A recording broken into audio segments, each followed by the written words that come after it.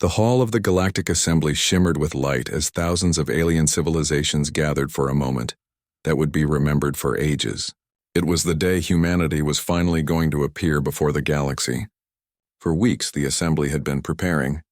Every world, every empire, and every species wanted to witness what kind of beings had managed to rise from a so-called death world, a planet known for its harsh storms, violent oceans, and unstable nature, Earth. No one in the galaxy had forgotten the stories. Humans had come from a world where survival was a constant challenge. Everything on their planet, from the smallest insect to the largest storm, seemed designed to test them. Yet somehow they had thrived.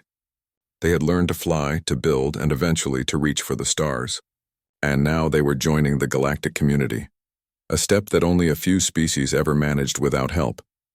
But as the day came closer, strange news spread across the galaxies. The Assembly's observers, who had been tracking humanity's preparations, noticed something odd. Unlike most new civilizations that arrived with fleets of ships, escorts, and grand displays of power, the humans had launched only one vessel. At first, it seemed like an error. Perhaps the others are behind schedule, one delegate joked. But days passed and there was still no sign of more ships. Only that single dot of light moving through the void, steady, alone, and silent. When the news reached the Assembly, confusion turned into curiosity. Why would a species so proud send only one vessel to represent their entire world? Asked one of the senior council members. Are they testing us? Or are they too weak to send more? The core world citadel, the massive space station where the Assembly met, was filled with murmurs. Some laughed, calling it arrogance. Others whispered that it might be a message, a challenge even.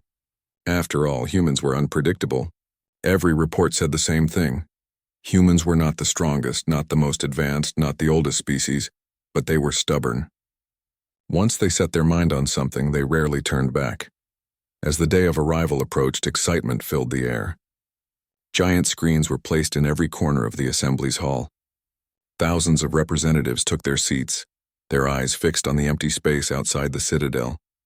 Even the older civilizations, who had seen countless worlds rise and fall, leaned forward in curiosity. And then it happened. A ripple in space appeared near the outer rim of the system, a distortion like a wave passing through water.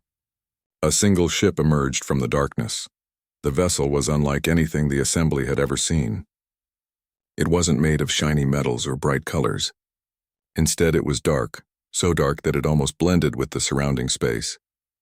It seemed to absorb light rather than reflect it. There were no flags, no markings, no signs of identity, just one line of text on its hull written in human script. The Sol Expeditionary Carrier Genesis. Immediately, scanners and sensors activated. Beams of energy swept over the ship, trying to measure its strength, its weapons, its size. But the results were confusing. Some readings showed it as small as a cargo ship. Others claimed it had the mass of a battleship. A few sensors even broke down entirely. Inside the hall, tension grew. The representatives began to argue. This is an insult, one said. A single vessel? Where are their fleets, their diplomats, their gifts? Another replied softly, maybe they know something we don't. The Assembly chairperson tried to calm the growing noise. Let's wait, they said. Perhaps humanity has chosen simplicity over pride. But even as the chairperson spoke, a new wave of uncertainty spread. The human ship was approaching the citadel, but it hadn't sent a single transmission. No greeting, no request for permission to dock. It moved with quiet precision, stopping exactly at the designated coordinates without a single correction from control. It was as if it already knew where to go. The silence was unnerving. For species used to formality and endless communication, this wordless arrival felt unnatural. Some of the younger diplomats shifted uncomfortably. Others began recording the moment, their holographic eyes zooming in on the vessel that dared to arrive alone. Then came the first whisper of fear. One of the monitoring officers reported something strange. The energy readings around the Genesis weren't constant. They pulsed slowly like a heartbeat. And worse, the space around it seemed heavier than it should be. Gravity itself was bending slightly. It's like the ship is carrying more mass than it appears, the officer said quietly. Almost as if something enormous is being contained inside. The statement spread quickly across the assembly floor. "Contained?" someone repeated. "What could they be carrying?" No one answered. A veteran commander from an ancient empire leaned forward, studying the display with narrow eyes. "That ship," he murmured, "is not built for war. It's built to survive something far worse." Hours passed, but the humans remained silent. The assembly tried sending hails, warnings, even friendly greetings in multiple galactic languages. No reply. The Genesis floated calmly, engines humming with a faint blue glow. At some point, a rumor started that maybe the humans hadn't come to talk at all. Maybe they had sent an automated ship, an empty vessel carrying only a message or a weapon. Panic began to rise. The security fleets surrounding the Citadel readied their defenses. Thousands of cannons and missile platforms targeted the Genesis, waiting for a command.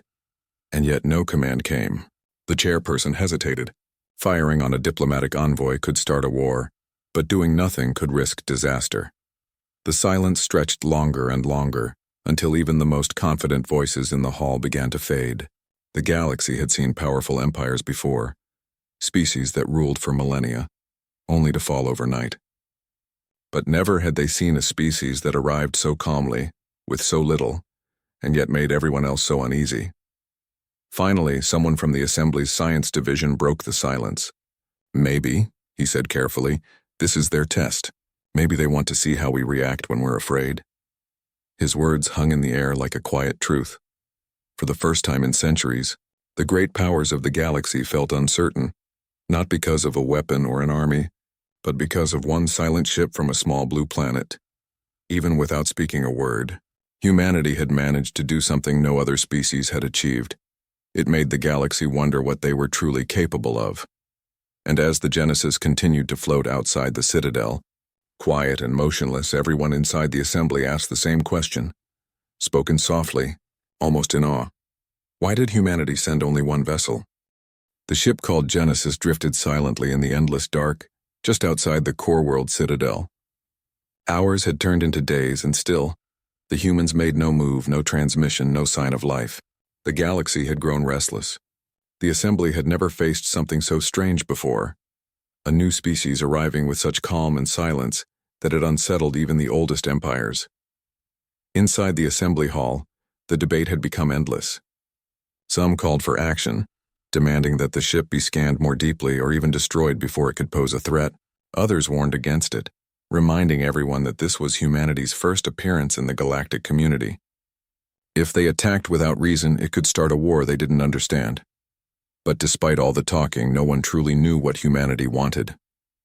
Every civilization in that room had grown used to being the center of attention. Every new species that joined the galactic network came with songs, symbols, and entire fleets of ships, eager to show off their strength. Yet the humans sent one silent vessel that refused to speak. It became a mystery that no one could solve. The ship's dark hull reflected no light. It seemed to swallow the stars around it. Some claimed it was made of exotic materials that bent light itself. Others thought it was designed that way, to hide, to make those who watched it uneasy. As time passed, rumors began to spread beyond the assembly. News reports filled every communication network. On distant planets, ordinary people discussed the silent humans. Some admired their calmness. Others feared what kind of beings would come all this way and refused to say even a single word. In one of the assembly's observation decks, a small group of delegates gathered privately to watch the ship from a safe distance. Through the glass, the Genesis looked like a shadow floating in space, quiet but alive. "It's strange," one delegate said softly. "They could have come with thousands of ships like the Varn or the Irexians did. But they sent just one. Do they really think that's enough to impress anyone?" Another delegate, older and quieter, replied, "Maybe they didn't come to impress us. Maybe they came to remind us." That comment made the others turn toward him. "Remind us of what?" one asked. The old delegate didn't answer. He just kept his eyes on the ship, as if he already knew something no one else did. Meanwhile, in the control center of the Citadel, technicians continued scanning the Genesis. Every few hours, new data came in, but it only made things more confusing. The ship's energy readings kept shifting. At times, it looked like a normal vessel with human-level technology. But sometimes, for a brief moment, the readings spiked beyond measurable limits, as if the ship contained a power source too strong for its size. One of the senior engineers stared at the readings for a long time before saying, "It's like something inside is alive." No one wanted to believe that. But deep down they all felt it. The ship wasn't just a machine. There was something about it, something that carried weight, like it held memories or pain. Then on the fourth day everything changed. Without warning, every light in the assembly hall dimmed. The giant screens flickered. The translation system stopped for a brief moment. And then, across every device, every display, one voice began to speak. It wasn't robotic. It wasn't cold. It was human. Calm, steady, and unmistakably alive. "To the Galactic Assembly," the voice said. "We bring our answer." The hall went silent. Thousands of delegates froze in their seats. The humans had finally spoken. The voice continued. "We come not as conquerors, not as subjects, but as those who have survived what others could not. You ask why we sent only one vessel. We will show you." A wave of light flashed across the screens, revealing a set of coordinates. The Assembly's analysts immediately began tracing them. Within moments, the coordinates matched a region in the galaxy that had been erased from the map centuries ago. The ruins of the Zarth Dominion, a powerful empire that had once challenged the galaxy and been destroyed in a war no one liked to talk about. The voice paused, then said, "We do not seek to repeat history, but you must understand what we carry." Then the transmission ended. No further messages followed, no explanations. The Genesis floated once more in silence, leaving behind only those mysterious coordinates. Confusion erupted. The Assembly members shouted over one another. Some demanded answers. Others wanted to send fleets to the coordinates immediately. The chairperson tried to restore order, but the hall had turned into chaos. Finally, the Assembly agreed to send probes. Within hours, automated drones raced across the void, reaching the dead system of the Zarth Dominion. What they found stunned everyone. The system was gone. Not destroyed, gone. The stars, the planets, the debris, even the dust, everything had vanished. There was nothing but an empty black sphere of space. "How is that possible?" someone whispered. The recordings showed the emptiness stretching for light years. Space itself seemed wounded there, as if something had consumed the very fabric of reality. Fear began to grow. The galaxy had seen weapons that could destroy planets, even stars. But this was something else. This wasn't destruction, it was erasure, and now everyone remembered the words of the human voice. "We will show you." In the control room, the operators watched in silence as the Genesis began to move again. It was slow, almost graceful as it shifted position near the Citadel. No weapons were visible, no sign of hostility, but every defense fleet tightened formation. The voice returned. "The Zarth Dominion once sought to rule through fear," it said. "They believed they could not be defeated. They were wrong, but it was not by our hand that they fell. It was by something else, something we found, something we barely survived." The hall grew colder, the air heavier. Every delegate listened, their hearts racing. "When humanity rose to the stars, we found an ancient thing sleeping beyond the edge of our system. It did not speak. It did not think as you do. It simply consumed. It destroyed 3 of our colonies before we could understand what it was. We could not kill it. So we trapped it inside this vessel." The words hit like thunder. Every sensor focused on the Genesis again. The strange readings, the pulsing gravity, it all made sense now. The ship was not a weapon. It was a prison. The human voice continued, steady but filled with something deeper now, weariness, maybe even sorrow. "We send only one vessel because we cannot risk another. We hold inside it the memory of what almost ended us. We come in peace, but we carry the warning of what still sleeps within." A long silence followed. No one in the Assembly spoke. The revelation had left them speechless. The Genesis, that single ship humanity had sent across the stars, was not there to show power. It was there to carry a burden. The chairperson finally stood, their voice shaking slightly. "Human envoy, if you can hear us, why bring this here? Why bring such danger to our doorstep?" For a long moment there was no reply. Then quietly, the voice returned. "Because peace means nothing if we forget what it costs." The message ended. Outside, the Genesis slowly turned, its engines lighting up once more. Then without sound, without any trace of propulsion, it vanished into the void. No warp signature, no slipspace trail, just gone. The Assembly sat in silence. Thousands of civilizations, some older than humanity itself, had witnessed something that challenged their understanding of life. of power, of survival. For days after that, no one spoke openly about the humans. The official records described their visit as peaceful, but everyone knew the truth. The humans had shown them something greater than fear. They had shown them restraint. Because if what they said was true, if something that powerful could be contained by human hands, then maybe humanity was not to be underestimated. Maybe they had seen and survived things the rest of the galaxy couldn't even imagine. In the following weeks, messages from distant worlds poured in, each asking the same question: why only one vessel? Why not fleets? Why not alliances? But those who had been there already knew the answer. Humanity didn't need to send a fleet. They didn't need to prove their strength with numbers or technology. They had sent one ship because one was enough, to remind the galaxy of what survival truly meant. From that day on, the galaxy stopped underestimating Earth. And though no one ever saw the Genesis again, every world remembered the quiet words that echoed across the stars. We send only one vessel, because one is enough. For many days after the Genesis disappeared, the galaxy remained quiet. The great halls of the Galactic Assembly were filled with uneasy silence. Delegates who had once spoken loudly about power and pride now whispered in hushed voices. The memory of that one human ship lingered in their minds like an echo that refused to fade. Everyone had seen it. Everyone had heard the human envoy's words, but no one truly understood them. The idea that humanity carried something dangerous, something ancient, something that once destroyed worlds, it was too much to believe. Yet the evidence was there. The vanished system of the Zarth Dominion, the strange energy readings, the unnatural gravity field around the Genesis, it all pointed to one thing. The humans weren't lying. Across the galaxy, fear and curiosity began to grow side by side. Scientists, scholars, and historians from hundreds of species started digging through old data, forgotten archives, and deep space recordings.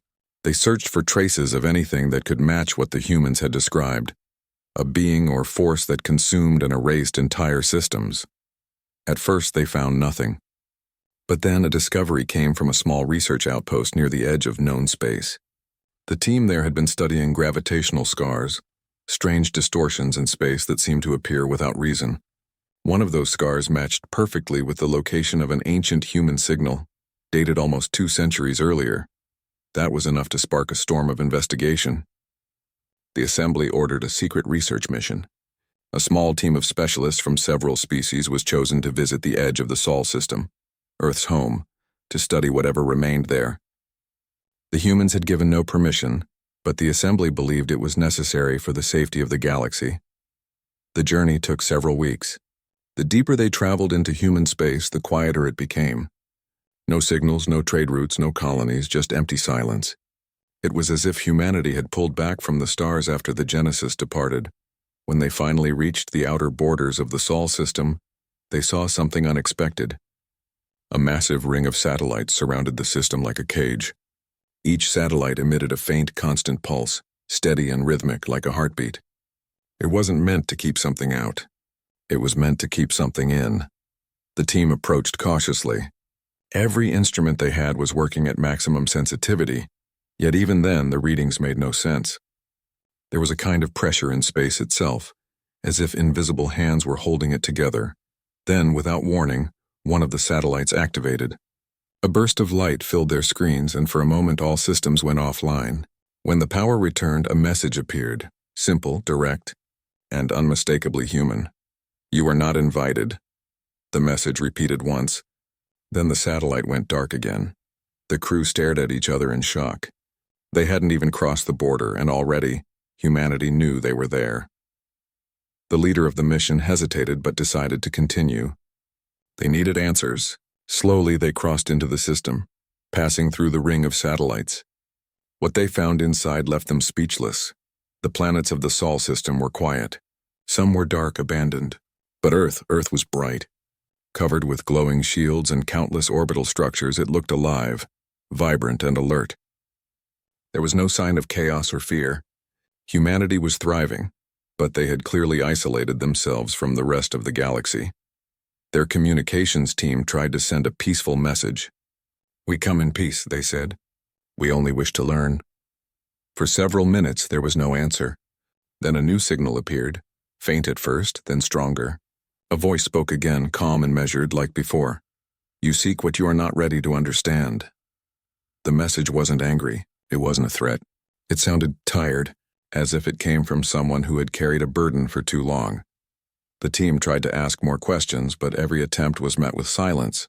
Finally, the voice returned one last time. Leave this place. What we hold is not meant to be studied. It is meant to be contained. Before they could respond, their ship's engines shut down automatically. The navigation system rebooted, and within moments they found themselves being guided by an unknown force back out of the system. None of them could resist it. When they crossed the outer border again, their control returned. The message was clear. Humanity did not want anyone near their secret. When the team returned to the assembly, the report caused a storm. Some called humanity a danger that must be monitored closely. Others said the humans were protecting everyone, not threatening them. No one could agree. The chairperson called an emergency session. We have lived in peace for centuries, they said. But this new species holds something we do not understand. It may be wise to keep our distance until we know more. But the galaxy was never good at staying curious without acting. A few powerful empires decided to investigate further on their own. They sent stealth probes, unmanned and cloaked, to orbit Earth from a distance. None of those probes ever returned. The mystery deepened. Meanwhile, whispers began to spread among the assembly staff.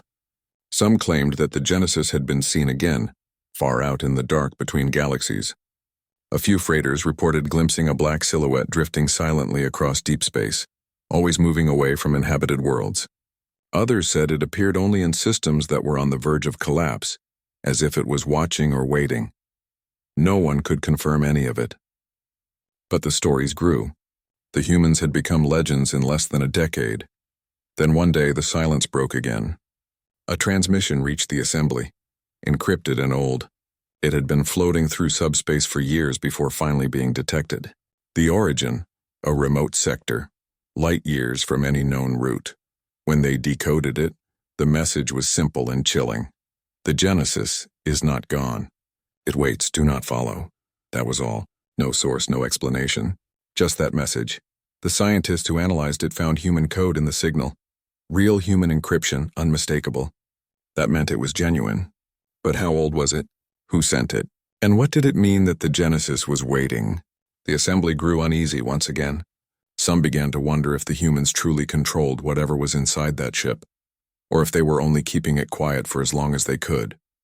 The thought terrified everyone. And then, unexpectedly, humanity made contact again. A simple broadcast sent to every major world. The human representative appeared once more, this time as a hologram, the same calm voice, the same steady presence. Do not fear us, the voice said. We do not wish for war or power, but there are things older than any of us, things that feed on energy, on life, on time itself. We found one. We stopped it. And now we keep it from waking again. The room was silent. The humans continued. We sent only one vessel because to send more would risk spreading what we contain. You may not understand, but someday you will be grateful. The transmission ended as quietly as it began. That night, across countless worlds, people stared at the stars and thought about the humans, about the lone ship, the silence, the warning. What kind of species could carry such a burden and never boast about it? While others built fleets to show their power, humanity had sent one ship to show their restraint. No one in the galaxy could decide whether to admire them or fear them. But everyone agreed on one thing: humanity was different. They weren't just another species reaching for the stars. They were something else entirely. Some said they were protectors. Others said they were fools playing with something beyond their understanding. But deep down, a quiet truth began to spread. If the humans had survived something that erased entire empires, maybe they were the only ones truly prepared for what might come next. The Genesis was still out there somewhere, drifting in the dark, silent as ever. Some believed it would return one day. Others prayed it never would. And though the galaxy had countless secrets, this one, the mystery of the single human vessel, remained the greatest of them all. The question still echoed. Across every star, every system, every world, why did humanity send only one vessel? And even though everyone had heard the answer, no one truly felt at peace with it. Because sometimes one answer is enough to change everything. Time moved on, But the memory of the Genesis never faded. Even after years had passed, the story of that single human vessel still echoed through the halls of the Galactic Assembly. It became something of a legend told by travelers, whispered in dark corners of space stations, and discussed by scholars who claimed to know the truth but really didn't. Humanity had not sent another ship since that day. Their worlds remained closed off, quiet and guarded. No one dared to cross into their system again after the warning. And yet, from time to time, strange signals appeared at the edge of known space, short bursts of human code, carrying fragments of messages that no one could fully decode. Each time the signals came from different regions, as if the Genesis was still out there, moving silently from one forgotten corner of the galaxy to another. At first, the Assembly tried to ignore it. They told themselves that humanity was simply being cautious, that there was no real danger. But deep down, everyone knew that the humans were not the kind to waste effort. If they had sent only one vessel and then vanished, there had to be a reason. One evening, during a regular assembly meeting, a new transmission came in. It wasn't from Earth. It came from a research station located near a dead star on the far edge of the Rim territories. The scientists there were terrified. Their message was short, almost broken by static, but one sentence stood out clearly. "We have seen the human ship. It's not alone anymore." The message cut off after that. The assembly called for an emergency meeting. Everyone who mattered was there. The leaders of great empires, the heads of powerful fleets, and the elder scholars who remembered the stories of the Genesis. The recording from the station was played again and again, but no one could understand what it meant. The humans had said the Genesis carried something. Could that something have escaped? A fleet of unmanned probes was immediately sent to the last known coordinates of the research station. When the probes arrived, they found nothing but silence. The station was gone, completely erased, just like the Zarth Dominion system years ago. No debris, no heat signatures, not even radiation, just empty space where life had once been. Fear returned to the galaxy.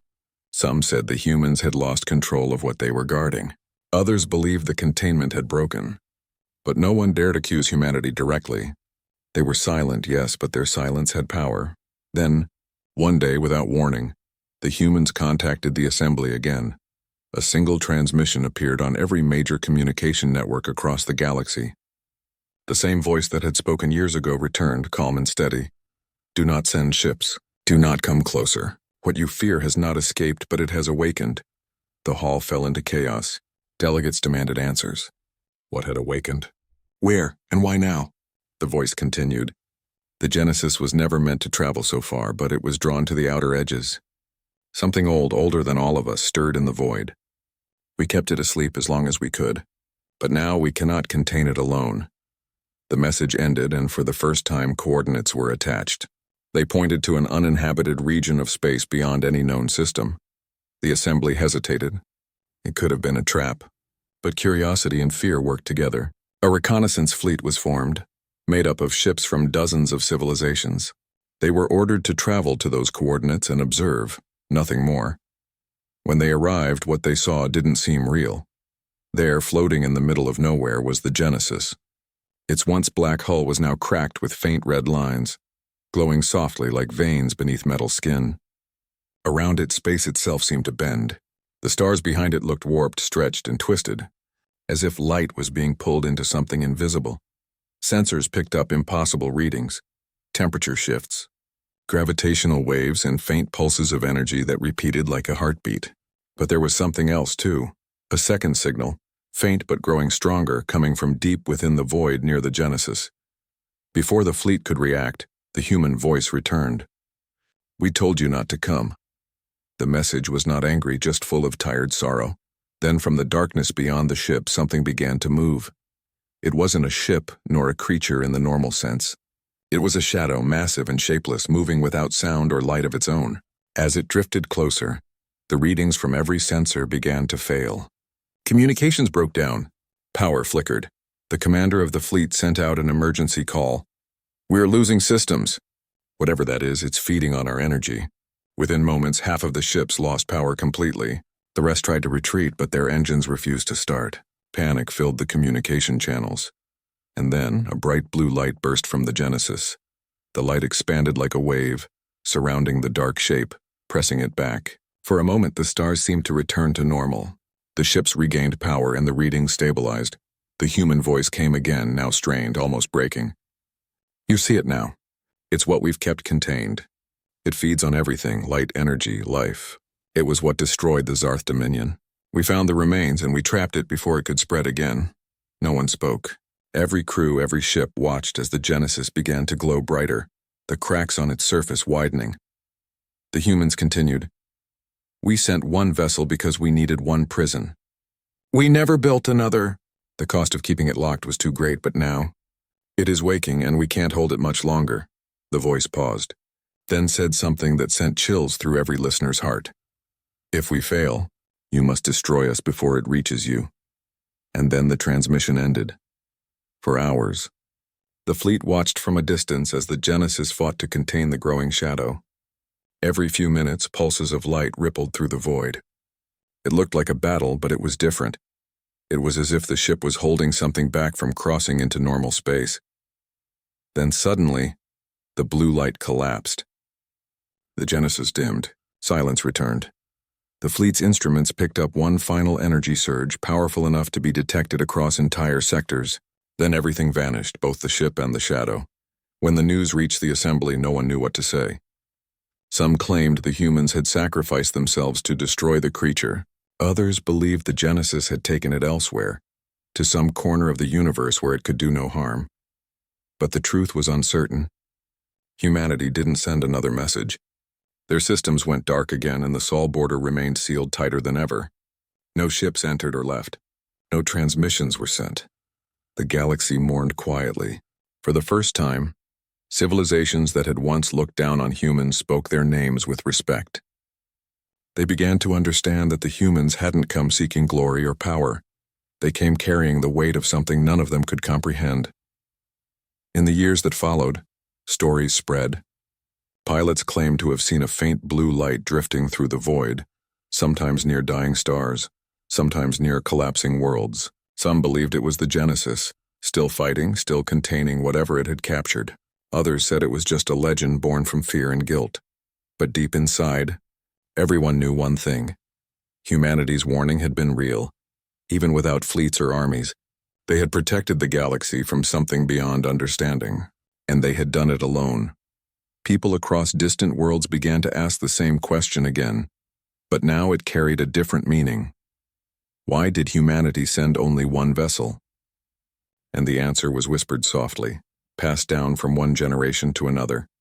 Because one was enough. No one ever saw the Genesis again, but in quiet moments, when the stars flickered strangely or the darkness between systems felt heavier than usual, many believed it was still there, watching, guarding, and keeping the universe safe from what should never wake again. And in that silence, in that endless space between worlds, the truth of humanity's courage lived on, unspoken but eternal. Years passed after the Genesis vanished into the void, leaving behind nothing but silence and stories. The galaxy had returned to its old rhythm. Trade routes reopened, politics continued, and distant worlds kept growing. But a quiet unease always lingered in the background. Something had changed forever. The tale of the lone human vessel became more than just a story. It became a reminder of something unseen, something powerful that lay beyond understanding. Across hundreds of civilizations, people would sometimes look up at the night sky and wonder where that ship had gone, or if it was still out there, keeping the galaxy safe in some forgotten corner of space. But peace built on mystery never lasts. One morning, in a quiet mining colony on the edge of the Vega sector, a strange event occurred. The workers noticed that their equipment began to fail without warning. The air shimmered faintly, as if heat was rising from the cold metal ground. Within minutes, their scanners went wild, recording energy readings that didn't match anything known. Then, just as quickly as it began, everything went silent again.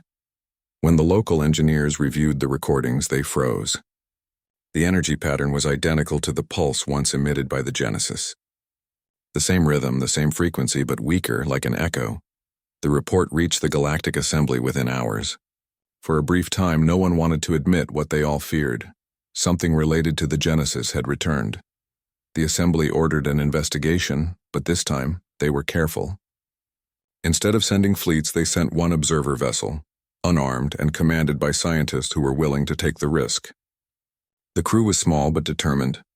They believed the humans had left behind something worth understanding, something the galaxy needed to learn, even if it frightened them.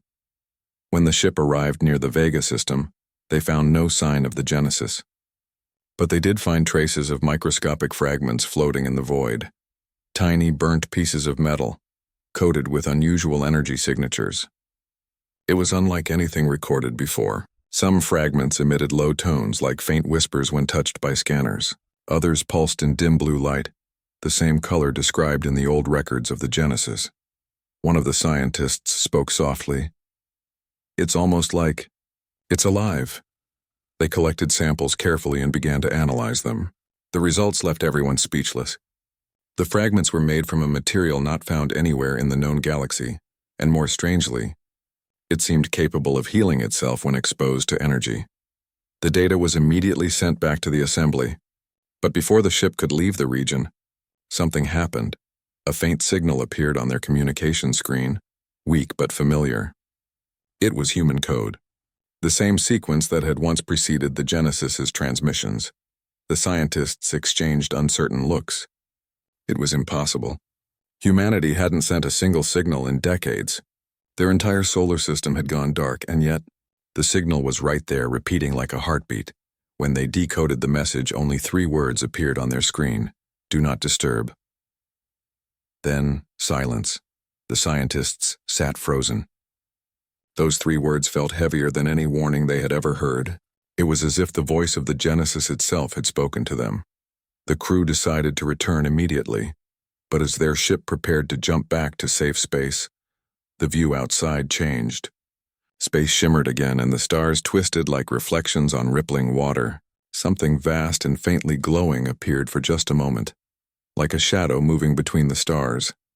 It wasn't solid, and yet it was there. Before they could record it properly, everything went dark. The ship's power died, the lights flickered, and the crew felt a strange pull, like gravity but deeper, as if something invisible was watching them. Then, just as suddenly as it began, the power returned. The shadow was gone.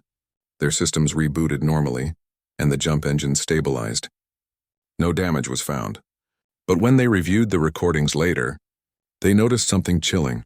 During the blackout, every instrument had recorded the same pattern of energy as the Genesis used to emit. It was as if the ship itself had passed through them. The moment the scientists returned to the assembly, chaos erupted. Some believed the Genesis had survived and was trying to protect something near Vega. Others feared it had merged with whatever it had been containing. A few even whispered that humanity had never stopped fighting, that they were still out there, guarding the galaxy from shadows unseen. The assembly debated for days. Some wanted to investigate further, while others demanded the region be declared forbidden. In the end, fear won. The Vega sector was sealed. No one was allowed to approach within 1,000 light-years of the coordinates.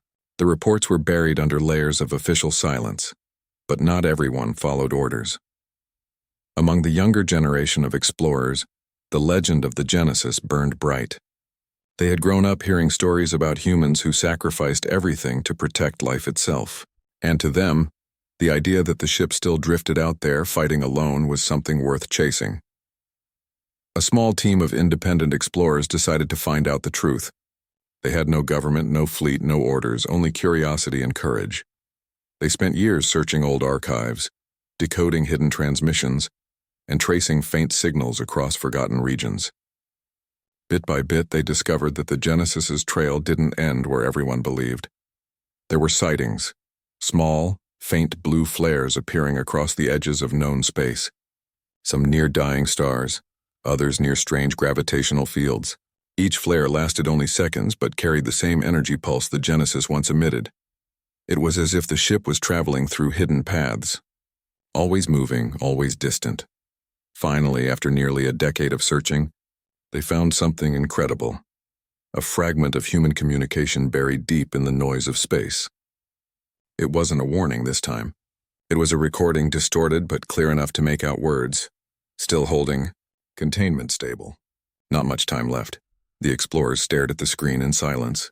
The voice was calm but tired, like someone who had carried a burden for far too long. Tell them, we did not run. We stayed where it sleeps. And then the message cut off. No one knew how old it was. It could have been recorded years ago or centuries. But it was enough to prove one thing. The Genesis hadn't been destroyed. It was still out there, doing exactly what it had set out to do, protecting the galaxy. When the explorers brought the message back, it reignited something long lost among civilizations: respect for humanity. The assembly that once viewed humans as unpredictable and reckless now began to speak of them with quiet admiration. They realized that the question, why did humanity send only one vessel, had always had an answer, but not the one they expected. Humanity hadn't sent just a ship. They had sent their hope, their courage, and their promise to stand guard against something no one else understood. That single vessel wasn't a sign of weakness. It was proof of strength. As time passed, the explorers' discovery spread. New generations grew up hearing not just about the mystery, but about the sacrifice behind it. Children pointed at the stars and imagined the Genesis somewhere out there, glowing faintly blue in the dark, keeping its silent watch. And though no one had heard from Earth in decades, some still believed that deep within the quiet solar system, humanity still listened, that they still remembered the ship they had sent, and the vow it carried. Every few years, strange ripples of energy would pass through the galaxy, always faint but consistent. They followed no natural pattern and came from no known source. Yet every reading matched the Genesis perfectly. No one dared to investigate anymore. They didn't need to. The message was clear. The humans were still out there, still guarding the barrier between life and whatever lay beyond it. And whenever a traveler drifted too close to the forbidden sectors and felt their instruments flicker for no reason, they often said they saw something out of the corner of their eye, a soft, blue glow like a heartbeat in the darkness. Then it would vanish, leaving behind only calm space and the faint hum of energy. No one ever managed to record it clearly, but those who saw it never forgot. They didn't call it a ship anymore. They called it a guardian, and though humanity remained silent, their legacy spoke louder than any words ever could. Somewhere far beyond the reach of normal space, the Genesis continued its endless journey, its cracked hull still glowing faintly blue, its engines silent but alive. Inside, perhaps there was no one left, or maybe something beyond human had taken its place. But whatever it had become, it had one purpose that never changed: to keep the darkness asleep. And so the galaxy continued to live, unaware of how close it was to danger, protected by the memory of a single vessel that had once sailed alone into the unknown. The stars still whispered the question, but now, when they asked, why did humanity send only one vessel? The answer carried no confusion or fear. It carried awe, because in truth, one vessel was all the galaxy ever needed. The long silence from the Odyssey had finally broken. After decades of waiting, Earth's people held their breath as the first clear signals came through. The messages were not just data or cold reports. They carried stories, emotions, and the heartbeat of those far away in the lonely ship sailing beyond the stars. For so long, people on Earth had wondered what the single vessel meant. Why had humanity chosen to send only one ship into the vast galaxy? It had been a question that echoed not just through their homes and governments, but in the minds of everyone who looked up at the night sky and dreamed of what was out there. Now the Odyssey's voice was back, and it carried answers, but also new questions. The crew's messages spoke of breathtaking discoveries, planets bathed in golden light, alien skies filled with strange colors, and the first glimpses of other beings who, like humans, looked to the stars with wonder. These beings did not greet the Odyssey with fear or hostility, but with cautious curiosity. They asked the same question the galaxy had been whispering for years. Why had humanity sent only one vessel? The answer was never simple. The crew explained that the choice to send just one ship was not about weakness or fear. It was about hope and belief. Hope that even one small group of humans carrying their knowledge, their dreams, and their stories could be enough to reach out into the unknown and find a place among the stars. Belief that the human spirit, resilient and brave, did not need to multiply in numbers to make a mark. It only needed to be true. On Earth, the response was mixed. Some people felt proud. moved by the courage it took to send just one ship, knowing it was their only chance to connect with the cosmos. Others were fearful, haunted by the thought that this lone vessel carried the weight of all humanity on its shoulders. It was a fragile hope hanging by a thread, but it was still hope. The years of waiting were hard for those left behind. Families watched the skies, hoping for a sign. Scientists pored over every piece of information, trying to understand what was out there, what the Odyssey was facing. Politicians debated what the future might hold if the ship was lost or if it returned. But through all the fear and doubt, the people of Earth never stopped dreaming. The Odyssey itself had become a symbol, more than just a ship. It was a promise. A promise that no matter how difficult things became on Earth, humanity would reach for something greater. The ship carried more than technology. It carried the memories of all who ever looked up at the stars and wondered what lay beyond. Inside the ship, the crew faced their own struggles. The loneliness of space was unlike anything they had imagined. They missed Earth, the warmth of the sun, the sound of rain, the laughter of friends and family. But they also knew they were part of something bigger than themselves. Each day they pushed forward into the unknown, learning from the alien worlds they found and from the beings they met. The meetings with alien civilizations were filled with both excitement and uncertainty. These beings were different, with customs and ways of thinking humans could barely understand.